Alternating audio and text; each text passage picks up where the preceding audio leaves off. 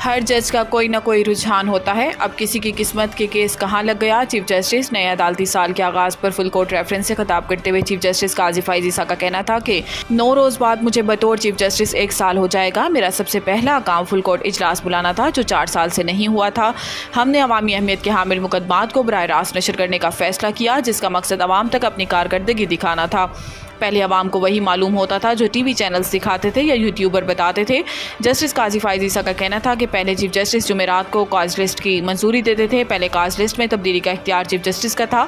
अब chief justice का काज list में तब्दीली का इख्तियार ख़त्म कर दिया गया। अब काज लिस्ट चीफ जस्टिस के पास नहीं आती। मुकदमात की समाअत मुकर्रर करने का इख्तियार रजिस्ट्रार का है। जस्टिस काजी फैज़ ईसा का कहना था कि रोज़ाना जजिस पर इल्ज़ामात लगा दिए जाते हैं। आर्टिकल 5 में तरमीम करके जजिस को इल्ज़ामात पर जवाब देने का मौका दिया गया। जजिस अकेले कुछ काम नहीं कर सकते, इन्हें वकला और सहाफ़ियों की मदद की ज़रूरत होती है। सहाफ़ी तनकीद ज़रूर करें लेकिन झूठी खबर ना चलाएं। फाइनेंसिंग गैप बरकरार। पाकिस्तान एक बार फिर IMF बोर्ड इजलास के कैलेंडर में शामिल ना हुआ। आलमी मालियाती इदारे IMF के एग्जीक्यूटिव बोर्ड के एक और इजलास का कैलेंडर जारी कर दिया गया है जिसमें एक बार फिर पाकिस्तान को शामिल नहीं किया गया।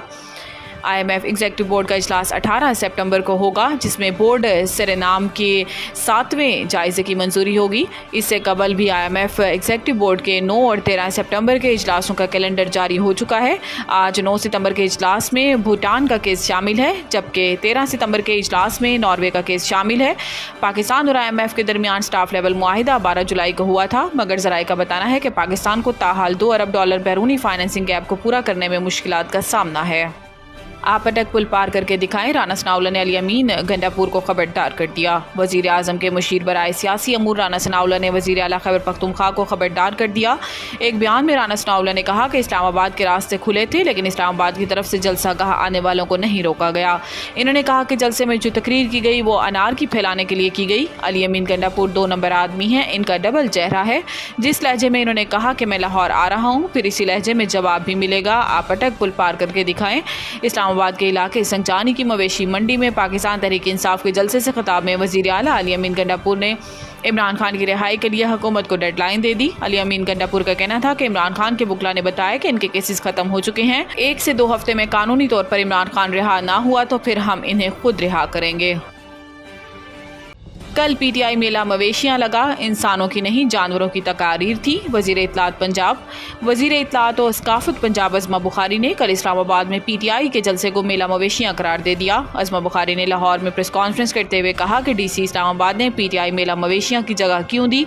कल तकारीर और बातें इंसानों की नहीं जानवरों की थी। अज़मा बुखारी ने कहा कि पार्टी के बुलाओं ने सच कर दिखाया। जो खदशात कल थे वो आज भी हैं।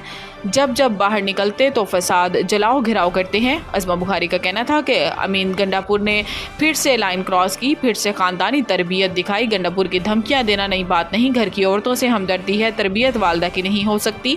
इन्होंने कहा कि गंडापुर ने पंजाब में लश्कर कशी का अदनिया दिया है तो इसकी जो ज़बान समझ आती है इसी में जवाब दिया जाएगा। सूबों की लड़ाई नहीं करना चाहते। KP पुलिस मिसाली होगी लेकिन पंजाब पुलिस नशइयों का नशा उतार देती है।